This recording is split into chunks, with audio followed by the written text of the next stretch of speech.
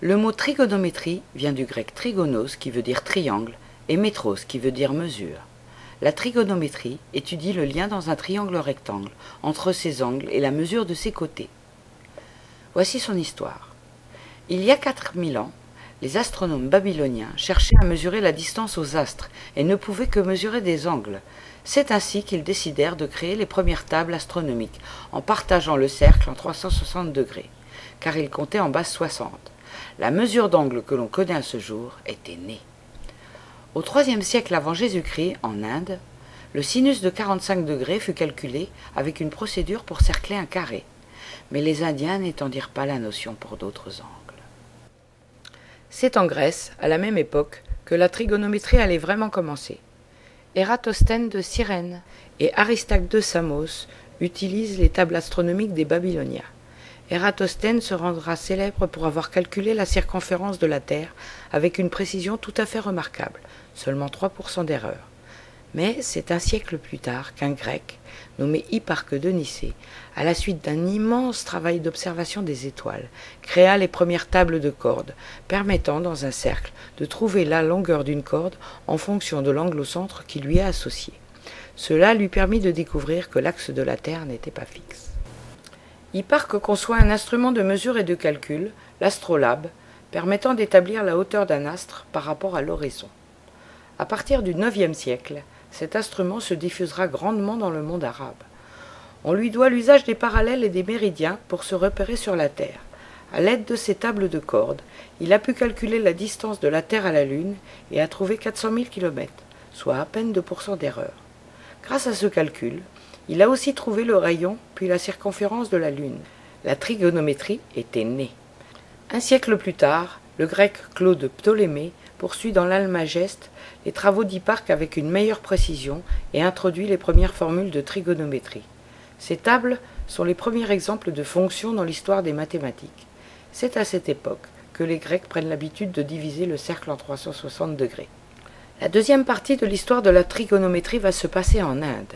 En effet, il faudra attendre le 5e siècle après Jésus-Christ pour qu'en Orient, un mathématicien indien du nom de Aryabhata l'Ancien eut la bonne idée d'utiliser la demi-corde au lieu de la corde. Les Indiens ont ainsi remplacé la table des cordes par les premières tables de demi-corde ou tables des sinus. On retrouve la configuration du sinus dans le triangle rectangle telle qu'elle est enseignée au collège aujourd'hui. Aryabhata est le premier à voir la trigonométrie hors du cercle. Le mot sanskrit Shiva, désignant la demi-corde, devient jiba en arabe, puis sinus en latin, ce qui signifie demi-corde. Il définit ainsi le sinus, puis le cosinus comme le contresinus. Un autre mathématicien indien, Varamihira, établit la formule sinus carré x plus cosinus carré x égale 1.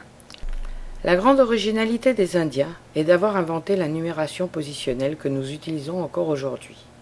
800 se lit 800, car le chiffre 8 est placé à une certaine position. Cette numération va révolutionner les mathématiques. La troisième partie de la trigonométrie va se dérouler dans le monde arabe. La Perse était alors d'une grande richesse intellectuelle, la recherche astronomique étant vivement encouragée par le calife abbasside Al-Mamoun.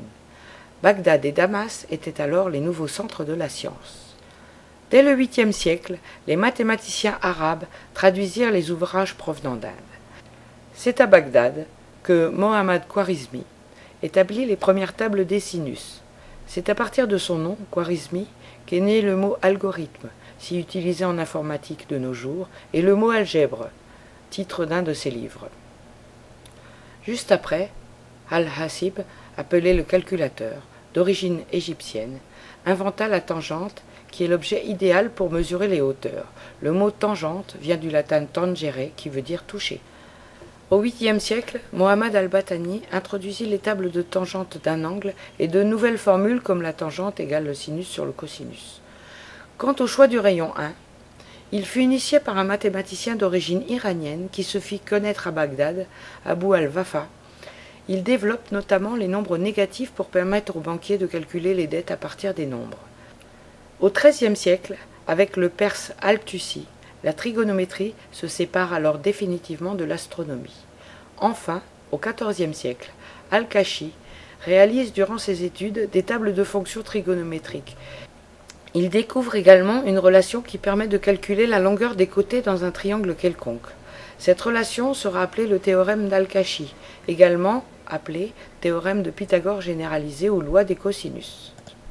La dernière partie de l'histoire de la trigonométrie se déroulera en Occident. À partir du XIIe siècle, de nombreux ouvrages scientifiques sont traduits en latin. La Renaissance sortira l'Europe de son sommeil. Au XVe siècle, l'astronome et mathématicien allemand Regiomontanus, de son vrai nom Johann Müller, développe la trigonométrie comme une branche indépendante des mathématiques. Il serait à l'origine de l'usage systématique du terme sinus. Au XVIe siècle, le français François Viette, conseiller d'Henri IV, fera évoluer la trigonométrie pour lui donner le caractère que l'on connaît aujourd'hui. Albert Girard introduisit les notations sin, cos et tange. Au XVIIe siècle, René Descartes montre que l'on peut utiliser les sinus pour calculer la déviation d'un rayon lumineux, appelée réfraction de la lumière. À partir de là, on utilise la trigonométrie dans toutes les branches de la physique. Au XVIIIe siècle, le physicien allemand Ernst Schladli, en étudiant la propagation du son dans un solide, donna une image des vibrations sonores sous forme d'ondes. Au XIXe siècle, le baron français Joseph Fourier a fourni l'outil mathématique pour étudier les phénomènes vibratoires, appelés les séries de Fourier. Ces séries se retrouvent dans beaucoup de domaines, comme l'étude du courant électrique, des ondes cérébrales, du traitement de l'image. La trigonométrie a donc permis de découvrir le vaste domaine des ondes. L'étude de ces ondes a permis d'inventer toutes sortes d'instruments permettant de transmettre le son, puis l'image, comme le sonographe, la radio, puis la télévision, le téléphone, l'ordinateur, avec des modes de transmission de plus en plus élaborés, comme la Wi-Fi, le GPS et la transmission satellite.